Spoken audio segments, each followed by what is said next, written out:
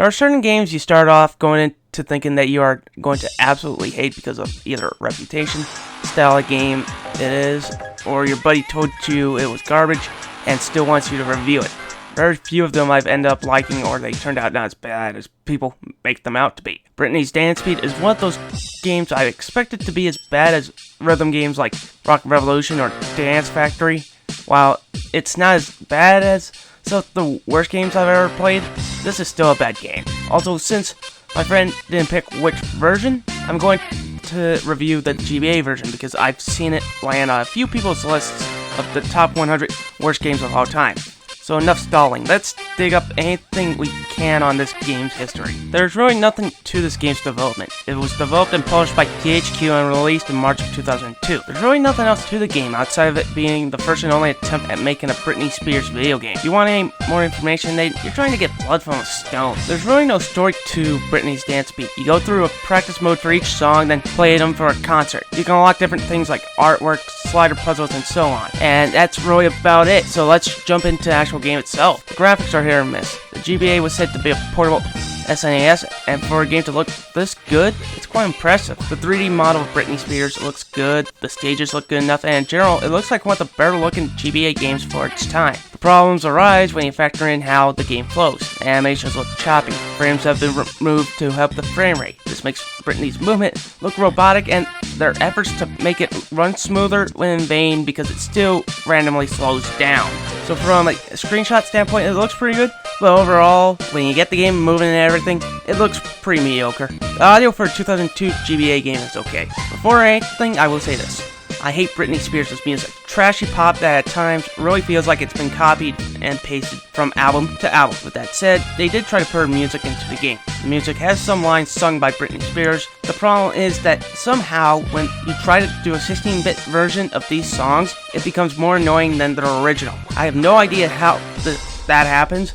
The songs are obnoxious. At least you get 5 songs, so the torture does not last that long. The gameplay isn't the worst of all time, but it's up there. Like I said, you only get 5 songs, so if you're good enough, you can finish this game in one night. The game itself is a Simon Says style rhythm game, much like DDR or something like that. When the meter passes over the button, you press it, and Britney Spears dances to the music. You beat the score required, then you unlock the next track. My only real minor problem with that concept is that it really doesn't tell you beforehand how many points you need, so you really don't know how far away you are from finishing the track. There are several other problems with this system. The first is that the difficulty ramp is all of the screwed up. A good difficulty ramp is supposed to get harder from song to song. Britney's Dance Beat ramps up in the middle of a song when you're on a roll just because you're really close to the target goal. Aggravated me because it felt completely random and shouldn't really be done in any kind of game, let alone a rhythm game. The second problem I have is that because of the limitations of the GBA, they had to make this a single-player focused game, while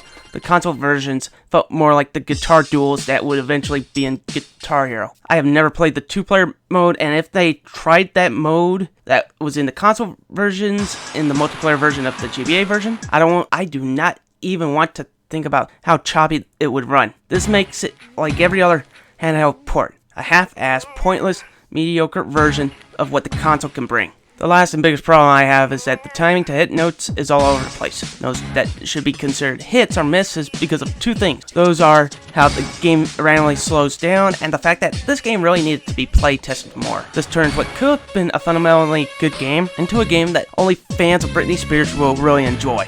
Overall, Britney's Dance Beat is a bad game, but not a god-awful game. Back when it came out in 2002, it was a nice little passable rhythm game that killed time for fans of Britney Spears. Playing it now, it's a completely obsolete game, and it's not worth your time. There are too many better games that either have her music in it, or allow you to use your own music, but that's not the point. It's not offensively bad or funny bad, it's just a bad game. I give it a 3.5 out of 10. On a side note, I know a lot of you expected me to make jokes about her music videos or how she drove her career off a cliff, much like the Leafs did last 2 years, but I think they've been made way too many times, and I would rather take the higher ground on the matter.